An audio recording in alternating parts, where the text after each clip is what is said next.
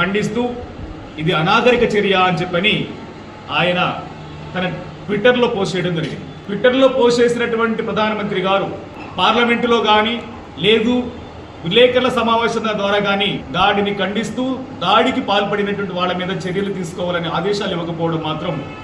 బాధాకరంగా ఉందని కూడా సందర్భంగా తెలియజేస్తాం. నరేంద్ర మోడీ గారే ఇది అనాగరిక చర్య అని చెప్పని ఆయన ఖండించడం జరిగింది. మరి అనాగరిక చర్యకు పాల్పడినటువంటి వాడిని ఈ ఆధునిక నాగరిక సమాజంలో ఉండనివ్వడం ఎంతవరకు సమంజసమో నరేంద్ర మోడీ గారు ఆలోచించాల్సిందిగా కోరుతా ఉన్నాం. ఈ దేశంలో ఉండబడినటువంటి 140 కోట్ల మంది భారతీయుల పక్షాన భారతీయులకు అండగా ఉంటానని భారత రాజ్యాంగం మీద ప్రమాణం చేసి కులాలకు మతాలకు వర్గాలకు అతీతంగా అంతఃకరణ శుద్ధితో పరిపాలిస్తారని చెప్పిన ప్రకటన చేసినటువంటి నరేంద్ర మోడీ గారు ఈ రోజు ఒక దళితుడైనటువంటి బిఆర్ గవాయ్ గారిపై జరిగిన దాడిని ఖండించడం వరకే పరిమితమై చర్యలు ఎందుకు తీసుకోలేదో సమాధానం చెప్పాల్సిందిగా కోరుతున్నాం. నిజంగా భారతీయ జనతా పార్టీ కానీ నరేంద్ర మోడీ కానీ ఈ దేశ ప్రజల పట్ల కానీ లేదు ఈ దేశంలో ఉండబడినటువంటి 40 కోట్ల మంది దళితుల పట్ల కానీ భారత రాజ్యాంగ వ్యవస్థ పట్ల కానీ భారత రాజ్యాంగం పట్ల కానీ బిఆర్ అంబేద్కర్ గారి పట్ల కానీ నిజంగా చిత్తశుద్ధి ఉంటే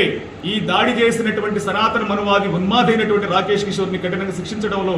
ఇప్పటికే తమ వంతు పాత్రను పోషించాల్సింది. కానీ ఈరోజు దాడి చేసింది కూడా దళితుడనే పేరు మీద దాడి చేసినటువంటి ఎవరైతే రాకేష్ కిషోర్ ఉన్నాడో ఆ రాకేష్ కిషోర్ సనాతన మనువాది కాబట్టి ఆ సనాతన మనువాదిని కాపాడే ప్రయత్నం 100% ఈరోజు భారతీయ జనతా పార్టీ చేస్తుందని చెప్పని భావించుకు తప్పట్ల ప్రకటన స్వేచ్ఛని సమానత్వ హక్కుల్ని కూడా మాకు ఇచ్చినటువంటి భారత రాజ్యాంగం ఉంది. ఆ భారత రాజ్యాంగం ఇచ్చినటువంటి బాబాసాహెబ్ అంబేద్కర్ ఆనాడు లేడు, ఈ రోజు బాబాసాహెబ్ అంబేద్కర్ ఉన్నాడన్న విషయాన్ని కూడా ఈ సనాతన మనువాదులు గుర్తుంచుకోవాలని చెప్పని మేము కోరుతూ మరొకసారి నరేంద్ర మోడీ గారిని మేము సూటిగా డిమాండ్ చేస్తా ఉన్నాం, స్పష్టంగా డిమాండ్ చేస్తా ఉన్నాం. ఆయనకి భారత రాజ్యాంగం పట్ల కానీ భారత రాజ్యాంగ వ్యవస్థల పట్ల కానీ భారతదేశంలో ఉండబడినటువంటి 140 కోట్ల మంది దళితుల పట్ల కానీ ఈ 40 కోట్ల ప్రజల పట్ల కానీ 40 కోట్ల మంది దళితుల పట్ల కానీ ఆయనకి ఏమాత్రం చిత్తశుద్ధి ఉన్నా